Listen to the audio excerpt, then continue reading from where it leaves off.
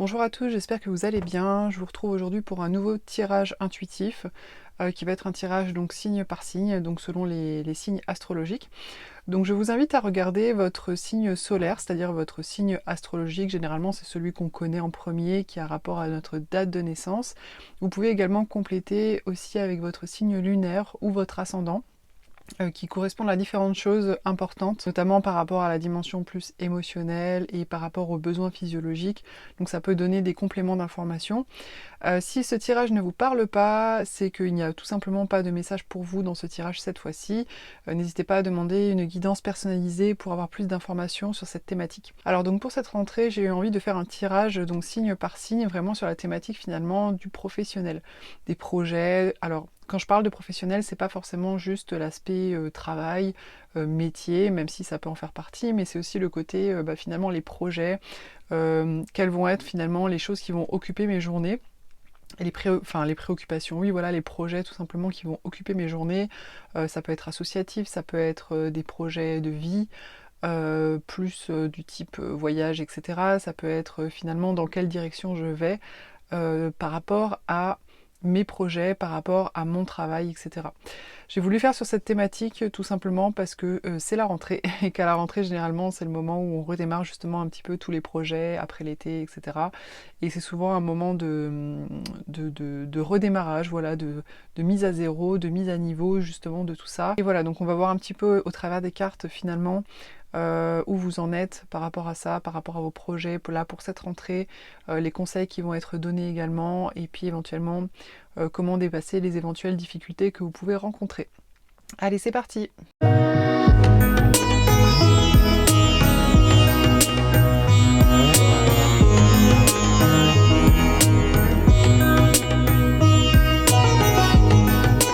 Les balances, pour cette rentrée, vous entrez avec un état d'esprit du valet des épées.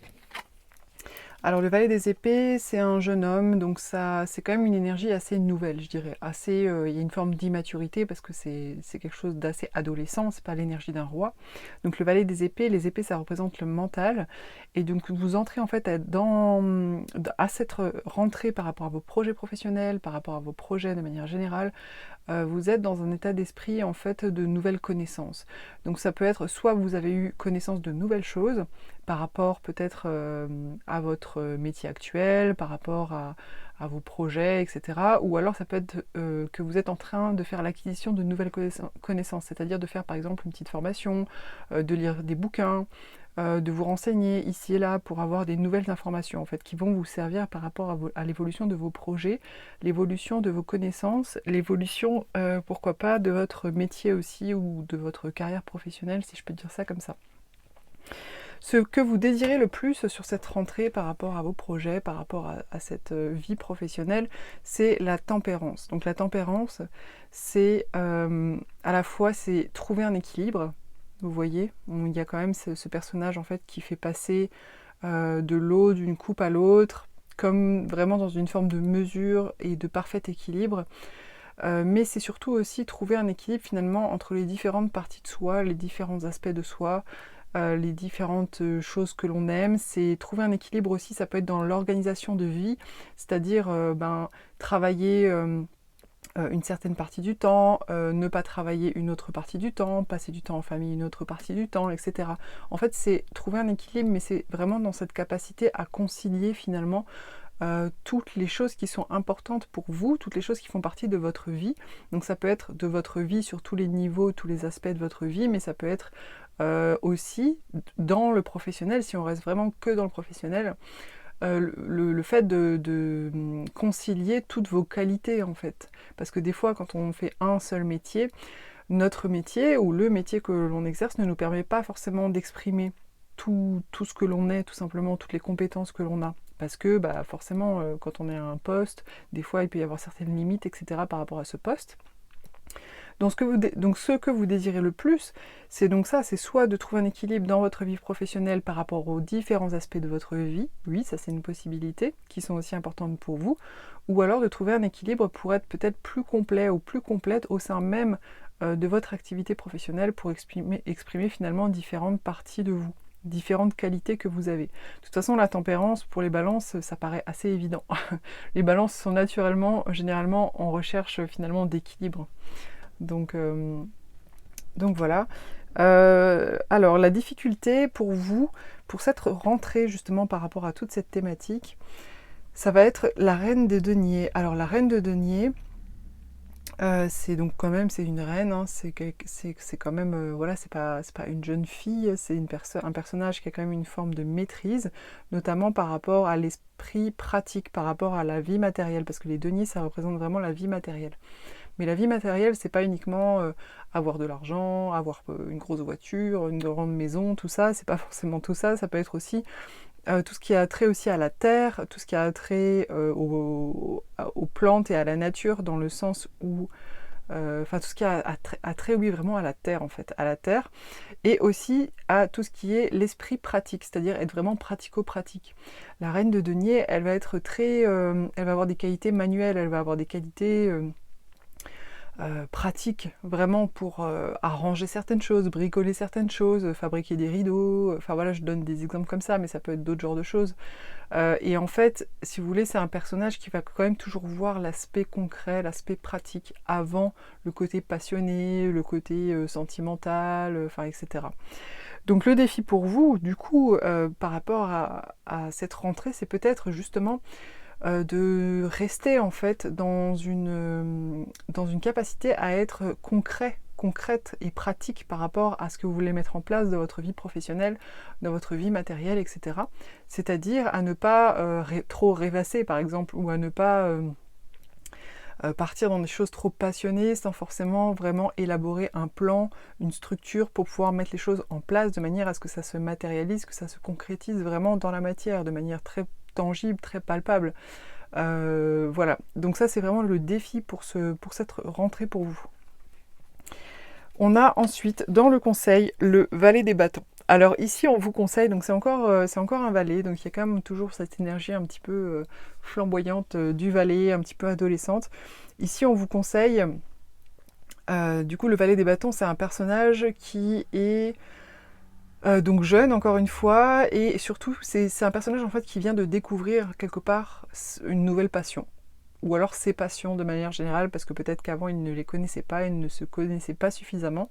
Donc là ce qu'on vous conseille en fait c'est de suivre tout simplement ce qui vous passionne, d'aller vers ce qui vous passionne, vers ce qui vous plaît. Alors peu importe dans la situation dans laquelle vous êtes, sur le plan professionnel ou par rapport à vos projets, etc. Là, on vous invite quand même vraiment à écouter la voix du cœur, à écouter la passion. Alors la passion et la voix du cœur, pour moi, il y a peut-être une petite nuance, mais vraiment voilà, les choses qui vous passionnent et qui vous enflamment un petit peu, quoi. Donc là, c'est vraiment le conseil, en tout cas pour avancer par rapport à vos projets et pour mettre les choses en place. Votre atout sur cette rentrée, ça va être tout simplement, alors ça peut vouloir dire plusieurs choses, ça va être tout simplement soit la convivialité, donc par exemple le partage, la convivialité, mais moi au-delà où je le vois surtout, ça va être peut-être votre capacité tout simplement à entrer en relation, votre capacité à être entouré par des amis, par des personnes, à avoir des échanges j'allais dire conviviaux autour de vous, avec peut-être des collaborateurs, voilà, le côté à aimer se retrouver pour partager un bon moment, etc. Donc ça, c'est un atout sur lequel vous pouvez vous reposer là vraiment sur ce début d'année pour peut-être justement soit tout simplement vous sentir bien et du coup vous sentir plein d'énergie et plein de motivation pour mettre en place vos projets, etc. Mais ça peut être aussi même pour favoriser des collaborations, pour voilà, tout simplement avoir des opportunités, etc. professionnelles, pourquoi pas améliorer l'ambiance au sein d'une équipe aussi, si par exemple vous travaillez en équipe, etc. Voilà, c'est vraiment un atout sur lequel vous pouvez vous reposer. Et en finalité, nous avons la reine des coupes. Alors la reine des coupes, c'est aussi, donc c'est une reine là encore, c'est aussi un personnage de maîtrise par rapport donc aux coupes, les coupes qui représentent vraiment les émotions. Donc en fait, ce que ça dit vraiment là, c'est qu'en finalité, justement par rapport à tous vos projets, votre vie professionnelle, vous allez être, si vous voulez, dans une forme de maîtrise, de plénitude, de pleine connaissance aussi de vous-même, de pleine intuition aussi par rapport par rapport à votre direction, par rapport à là où vous voulez aller, par rapport à vos projets.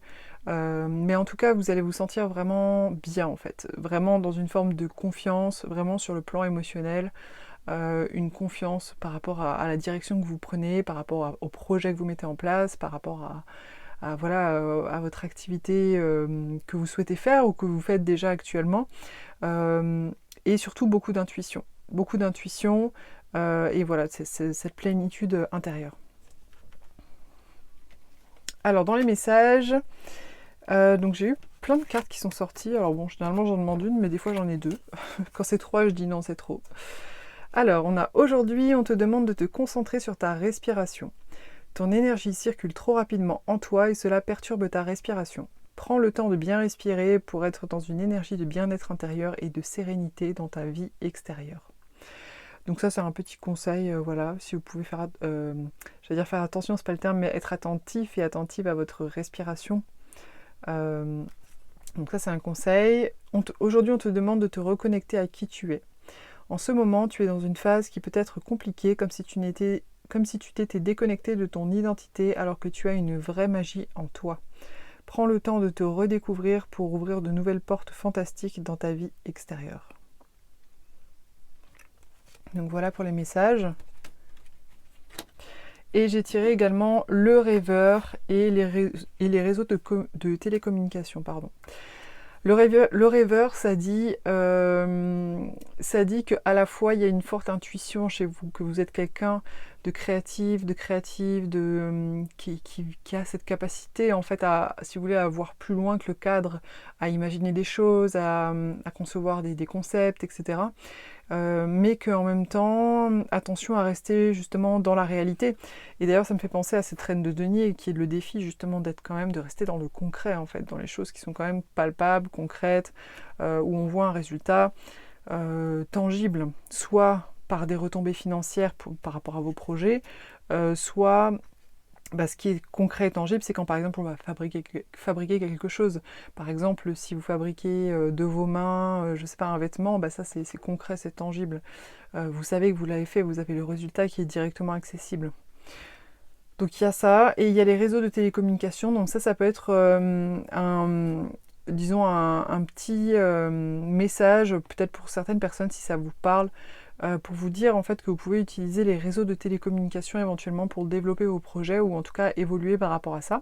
Alors ça peut être communiquer sur votre entreprise si vous êtes entrepreneur, ça peut être pourquoi pas prendre connaissance d'une offre d'emploi via les réseaux sociaux, ça peut être, je sais pas, communiquer par une chaîne YouTube, enfin voilà, plein de choses comme ça. En tout cas, en tous les cas, utiliser, disons, Internet, le téléphone aussi. Par exemple, le téléphone c'est pas forcément Internet, mais bon voilà, ou alors faire un travail en rapport avec la télécommunication, ça c'est possible aussi. Voilà les balances, j'espère que ça vous aura aidé et intéressé. N'hésitez pas à me partager en commentaire voilà, votre expérience, que vous en avez pensé, à me mettre un petit like, à partager si ça vous a plu et pensez à vous abonner pour pouvoir recevoir dans vos notifications les prochaines vidéos. Je vous dis à très vite.